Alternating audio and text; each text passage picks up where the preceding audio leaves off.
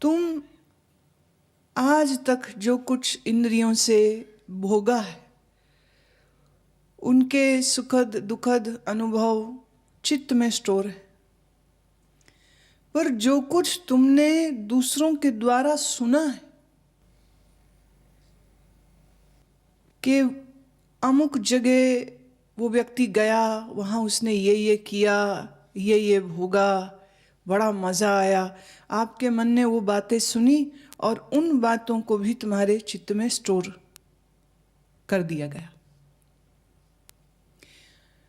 आपकी कामनाएं दो जगह से निकलती हैं। एक वह अनुभव जो आपने किए, आपके मन में पड़े हैं, और चित्त समय अनुसार उन बीजों को जागृत कर देता है। जैसे बीज धरती में पड़े हों, जिस बीज की जो ऋतु होगी वह अपनी ऋतु पे खिल ही जाएगा। घरों में, सरकारी बाग बगीचों में बीज लगाए जाते हैं। फिर कभी तुमने सोचा कि जंगलों में बीज कौन लगाता है?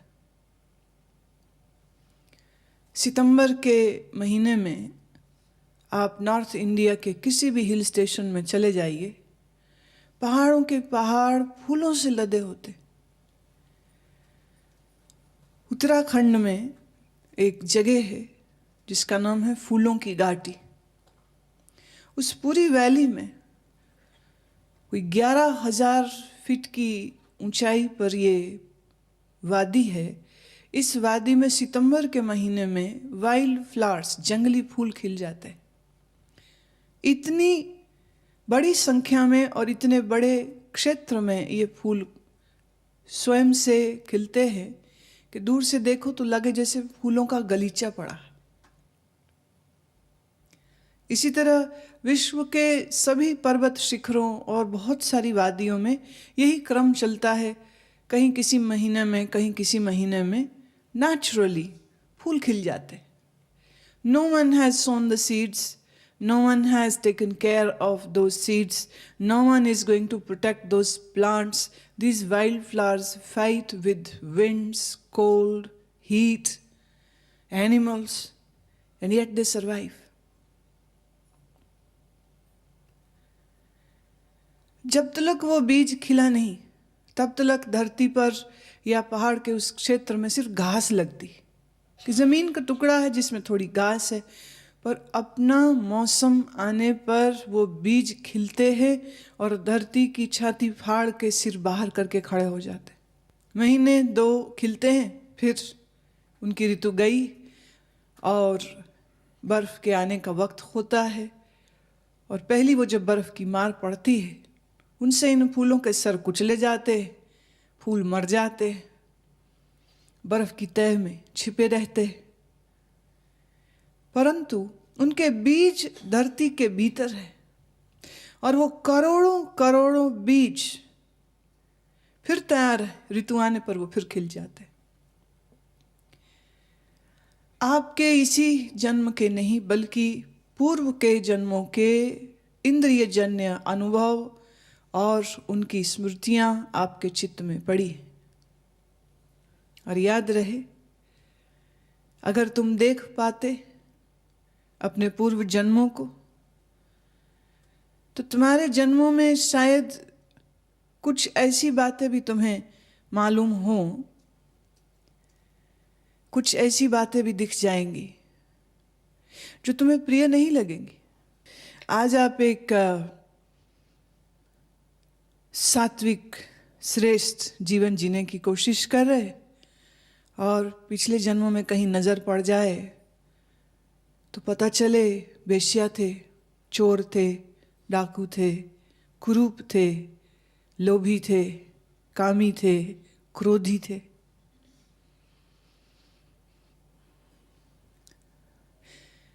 हम लोग अपने पूर्व जन्मों से कटना चाहते हैं, हम उन्हें याद नहीं रखना चाहते हैं। इसीलिए एक जन्म और मृत्यु के बीच के काल में जीव अपनी सभी स्मृतियों को वाइप ऑफ कर देता। कौन सी स्मृति कब जग जाएगी हमें पता नहीं।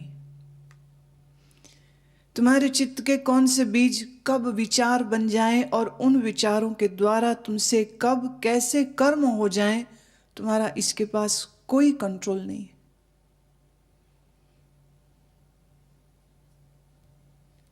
यूं समझिए कि आप एक टाइम बॉम्ब लेके अपने साथ चल रहे हैं। पूर्व के यह सब स्मृतियां जो बीज बन के चित्त में पड़ी हैं, ये ना चाहते हुए भी तुम्हारी बुद्धि का हरण कर लेती हैं और तुम्हारे अंदर ऐसी ऐसी कामनाओं को जगा देती हैं जिन कामनाओं से तुम सत्य पथ से फिर भटक जाते हो।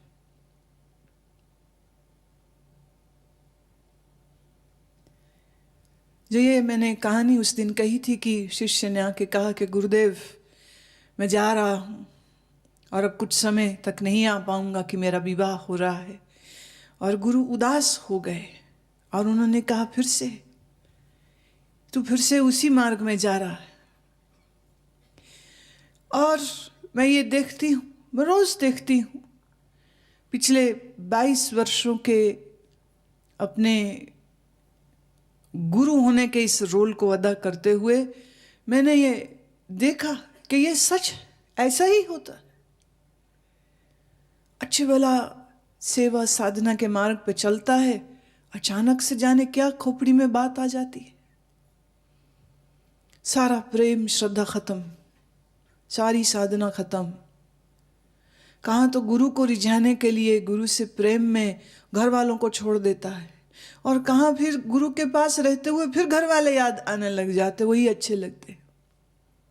या फिर से किसी सत्संगी से या किसी गुरु के पास आने वाले भक्त से ही मन को अटका लेता है, मन की आसक्ति बना लेता है और उस आसक्ति के पीछे इतना पथ भ्रष्ट हो जाता है। और मैं यह बात कह सकती हूँ कि यह बात बिल्कुल सच है कि उस समय मैं कुछ नहीं कर पाती हूँ। इसीलिए समय रहते तुम अपने चित्त में पड़े इन बीजों को योग निद्रा के माध्यम से, वैराग्य के माध्यम से नष्ट कर लो। बार बार तुमको कहती हूं। जो व्यक्ति अज्ञान का, बेहोशी का एक सांसारिक जीवन जी रहा है, जाने उस पर क्या ईश्वर की, गुरु की कृपा होती है, जाने उसका कौन सा ऐसा शुभ संस्कार जगता है तो उसके चित्त में इच्छा आती है कि मैं अध्यात्म पथ पे चलूं। पर थोड़े ही दिन चलता है, फिर जाने कौन सा संस्कार जग जाता है कि मन में विचार उल्टे ही उठने लग जाते हैं कि मेरी जिंदगी खराब हो रही। एक 55 साल का साधु मुझे मिला और उसने कहा मैं एक बात आपसे कहना चाहता हूं, मैं बड़ा संतप्त हूं इससे। मैंने कहा बोलो। कहता है कि मेरा परिवार कोई बहुत बड़ा नहीं था, बहुत छोटा सा परिवार था। जल्दी ही मेरे माँ बाप की भी मृत्यु हो गई। एक भाई था वो अलग हो गया, एक बहन थी वो मर गई। कोई राह दिखाने वाला, कोई प्यार देने वाला नहीं था। मैं बहुत चाहता था कि मेरा ब्याह हो जाए, कोई तो मुझसे भी प्रेम करे, कोई तो मेरे संग भी रहे, कब तक अकेला दुख भोगूं। पर मेरा विवाह हो नहीं पाया। दुखी था और शांति और थोड़ा सुकून लेने के लिए मैं अपने गांव के एक मंदिर में जाने आने लगा। वहीं एक साधु से मुलाकात हो गई, उसके साथ बैठने लगा और थोड़े ही दिनों में मुझे उन्होंने संन्यास दीक्षा दे दी और मैंने ले ली। मैं 20 वर्ष की आयु में ही सन्यासी हो गया, आज 55 साल का हो गया हूँ। लेकिन सच ये है मैं अंदर से आज भी सन्यासी नहीं हूँ। मेरे अंदर विवाह की कामना आज भी है, पर अब कुछ कर नहीं सकता हूँ क्योंकि इस आयु में मेरे से ब्याह करेगा कौन। उस पर भगवा कपड़ा पहन के बैठा। मेरा मन अंदर को चोटता है। एक तरफ तो मैंने संन्यास लिया, दूसरी तरफ मेरा मन संसार की ओर आकर्षित है। मैं आपसे परामर्श चाहता हूं, बताइए मेरा होगा क्या। मैं क्यों इतना पथभ्रष्ट हूं?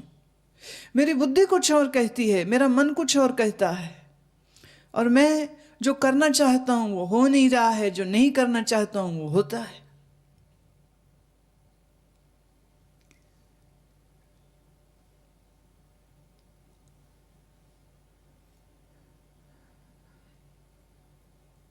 उसने ये बात भी स्वीकार की कि महिलाएं मेरा साधु वेश देख के मेरा पांव छूती हैं, और जब वो मेरा पांव छू रही होती हैं मैं उनके बदन को देख रहा होता हूँ। मेरे मन में ऐसे ऐसे काम विकार जग रहे होते हैं, और फिर मैं रोता हूँ कि उनकी श्रद्धा मेरे प्रति, चाहे मेरे भेष को देख के वो अज्यूम करते हैं कि मैं सच में एक सन्यासी या सच में एक साधु हूँ। मैं किसको कहूँ कि मैं नहीं हूँ? फिर मैंने पढ़ाई नहीं की, कोई काम धंधा नहीं जानता हूँ, इस उम्र में अब कुछ काम कर भी नहीं सकता हूँ।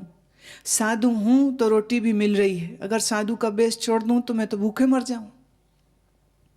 असुरक्षा, इनसिक्योरिटी में मैं इतना पीड़ित हूँ, मेरे को अपने जीवन का कोई समाधान नहीं दिखता। स्थिति उसकी विकट। उससे लंबी बातचीत हुई।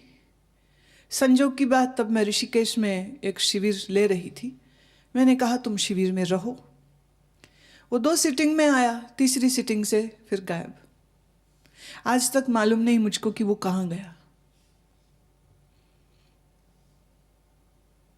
जिस ग्लानि से वो जीवन को जी रहा है, चाहता है साधु होना, हो नहीं पा रहा है। चाहा था विवाह कर लूं, हो नहीं पाया है। आधे अधूरे, ना इधर ना उधर।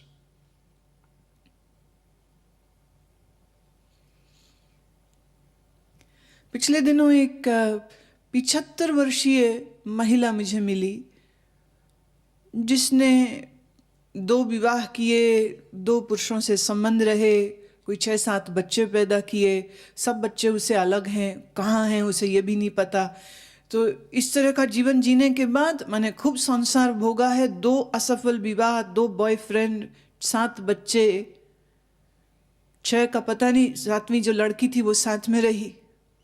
फिर उसने गुरुओं को ढूंढना शुरू किया। एक गुरु के गई, कुछ देर संबंध बना रहा, फिर किसी कारण से उनसे वियोग हो गया। फिर वो दूसरे के गई, फिर वो तीसरे के गई, फिर वो चौथे के गई। आज 75 की हो गई है, अभी भी रो के पूछती थी कि मेरा क्या होगा।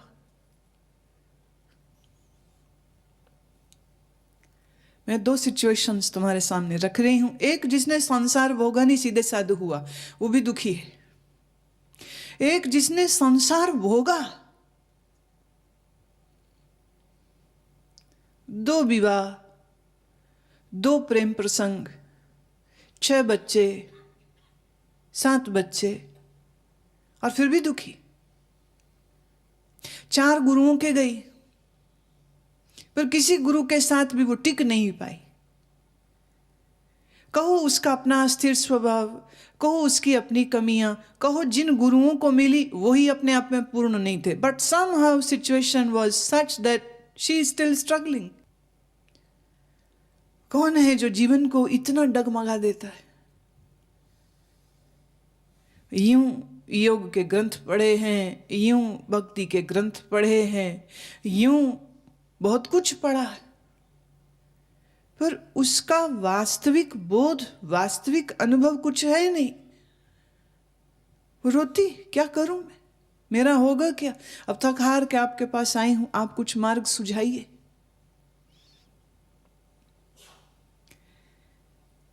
हमारे कर्म का संबंध हमारे चित्त से है, और चित्त में क्या कुछ पड़ा है उसके बारे में आपको कोई कॉन्शियस चेतन ज्ञान नहीं है। लेकिन आपके चित्त में पड़े हुए यह बीज आपके जीवन की रूपरेखा को बनाते और बिगाड़ते रहते हैं।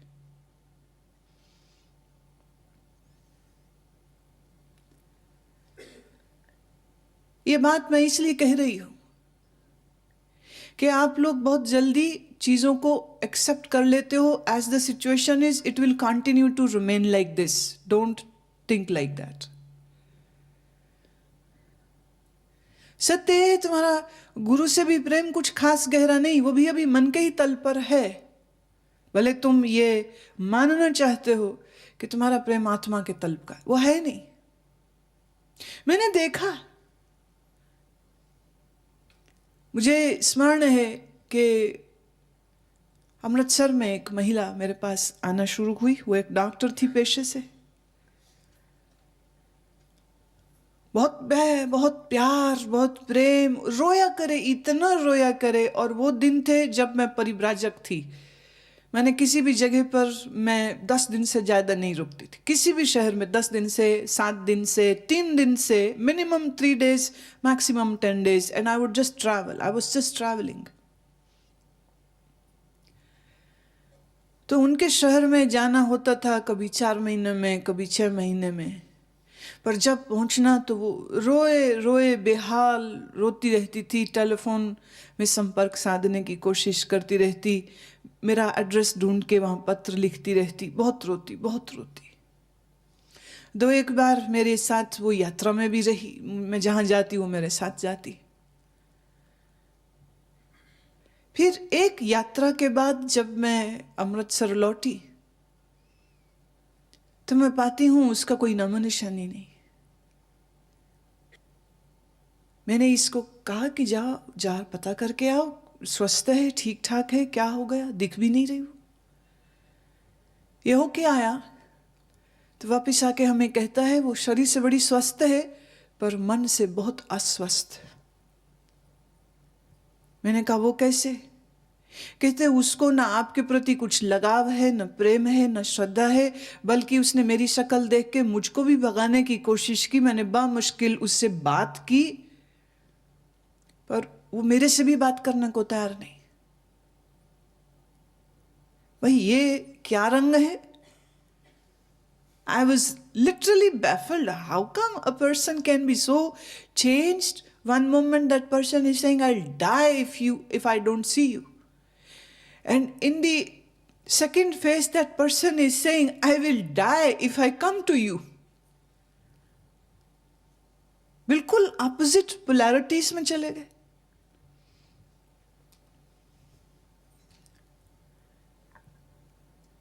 और ये एक किस्सा है, ऐसे जाने और कितने ही। मैंने देखा आज धर्म, अध्यात्म, साधु, सेवा, साधना की चाह है और फिर कुछ समय बाद आप देखो बदल जाते। और बदलने के कारण हैं दो। एक, उनका चित्त में पड़े हुए वो वासनाओं के बीज, वो कामनाओं के बीज, जिनके ऊपर आपका डायरेक्ट कोई कंट्रोल नहीं है। एक तो आपका चित्त है जो आपकी प्रारब्ध को भी तय कर देता है, आपके जीवन के कर्मों, आपकी सोच, आपके विचार, आपकी भावनाओं को एक दिशा दे देता है।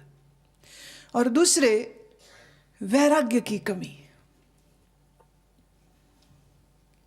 चित्त में संस्कार सबके ही शुभ और अशुभ होते हैं, परंतु अगर वो प्रार्थना करे, मंत्र जप करे, गुरु के प्रति समर्पित भाव से सेवा करे और इस खतरे को देखते हुए, इस खतरे को महसूस करते हुए कि किसी भी समय मेरी बुद्धि पलट सकती है और ये डर मन में रहे, और इस डर के साथ वो ज्ञान चिंतन को करे।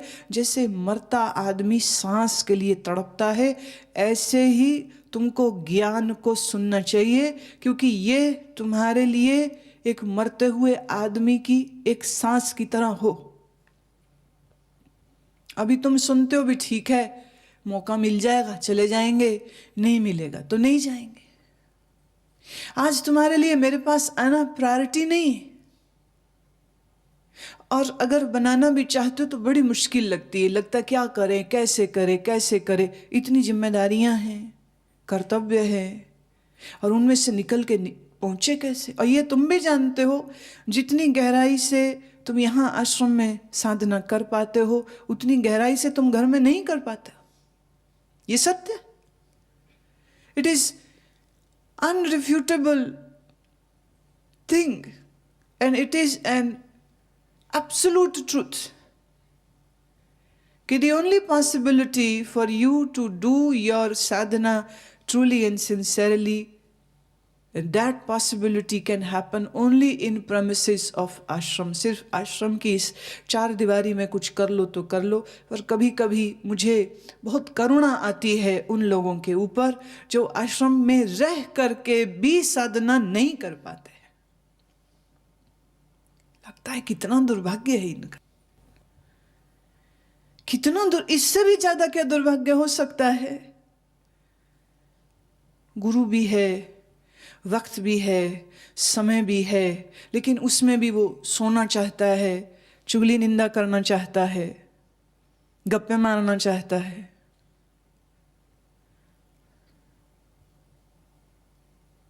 या उसमें भी वो बैठ करके यही याद करता है कि ये खाने को मिलता तो, वो खाने को मिलता तो, खाना पीना ही याद कर रहा है। गलत आदतें, गलत तरीके जीवन में अपना रखे। कोई सुबह की चाय के बगैर नहीं रह सकता, कोई दोपहर की इस चीज के बगैर नहीं, कोई उस चीज के बगैर नहीं, कोई इस चीज के बगैर नहीं। खाने पीने की वस्तुओं की गुलामी ही इतनी ज्यादा। साधक को दो बातों का ध्यान रखना चाहिए। एक, उसके चित्त के संस्कार ऐसे हैं जिनके ऊपर डायरेक्ट कुछ वो नहीं कर सकता है। दूसरे, इस पर अगर वैराग्य की भी कमी हुई तो बताओ इस अज्ञान के कुचक्र से कैसे निकलोगे बाहर, कैसे? अब जो चित्त में पड़े हुए संस्कार हैं, इनके लिए एक ही माध्यम और साधन है, और वो है योग निद्रा। योग निद्रा के माध्यम से आप धीरे धीरे धीरे अपनी सजगता को अवचेतन मन तक पहुंचाते हो। जितना जितना तुम्हारी अवेयरनेस की रोशनी अवचेतन मन तक जाएगी, उतना उतना अंदर दबे हुए संस्कारों को आप ढूंढ पाएंगे, देख पाएंगे। कॉन्शियसली कुछ करने की जरूरत नहीं है, मात्र आप योग निद्रा की प्रोसीजर को फॉलो करें, धीरे धीरे धीरे ये अंदर की तह खुलने लग जाएंगी।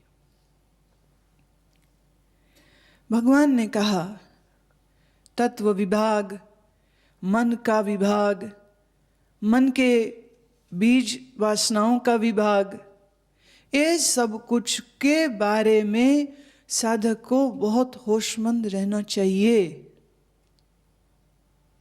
तो चित्त का जो उपचार है वो है योग निद्रा में, और जो तुम्हारा चेतन मन है उसको संयमित और कंट्रोल रखने का माध्यम है वैराग्य। वैराग्य, और जब वैराग्य की पृष्ठभूमि में तुम ज्ञान चिंतन करोगे, ज्ञान सुनोगे, कोशिश करोगे कि निष्कामता आए, कोशिश करोगे कि निष्काम कर्म हूं तुमसे,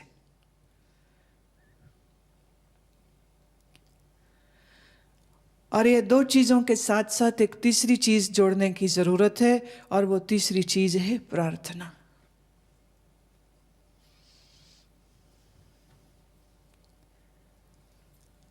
जहां तुम्हारे किए साधन फेल हो सकते हैं, वहां शायद प्रार्थना काम कर जाती है।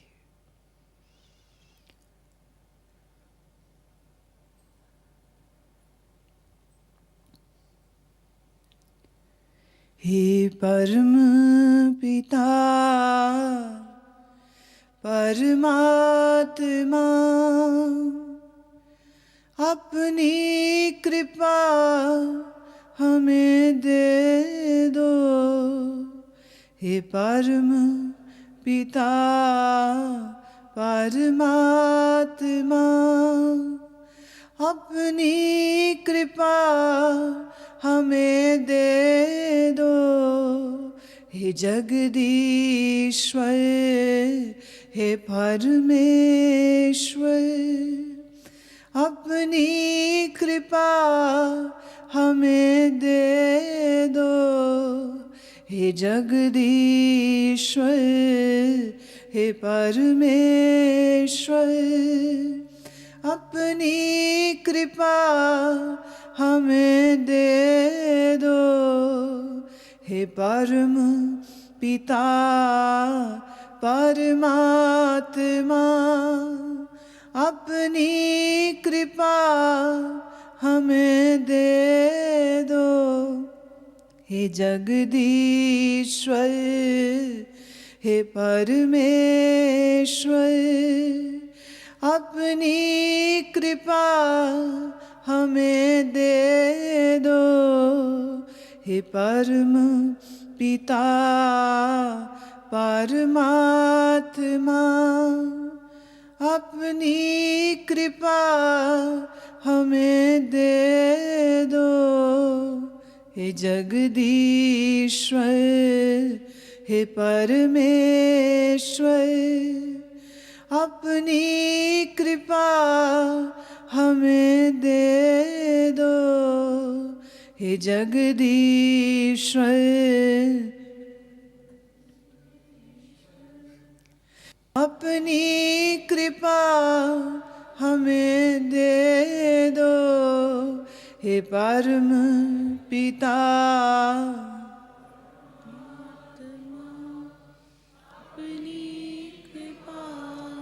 हमें दे दो। हे परम पिता परमात्मा, अपनी कृपा हमें दे दो। हे जगदीश्वर, हे परमेश्वर, अपनी कृपा हमें दे दो।